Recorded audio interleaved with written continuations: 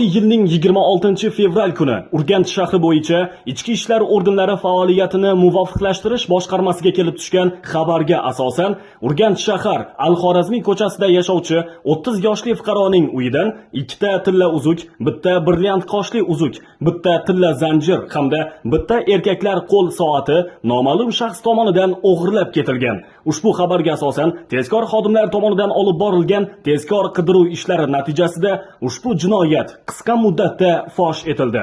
Jumladan 2025-yil 25 fevraldan 26 fevral kuniga o'tar kechasi Urganch tumani Yangi O'rtabog' mahallasida yashovchi muqaddam sudlangan 36 yoshli fuqaro tomonidan kalit tanlash yo'li bilan Urganch shahar Al-Xorazmiy ko'chasida joylashgan ko'p qavatli uydagi xonadonga kirib, o'g'irlik jinoyatini sodir qilganligi aniqlandi va daliliy ashyolar bilan ushlanib, tegishli tartibda hujjatlashtirildi.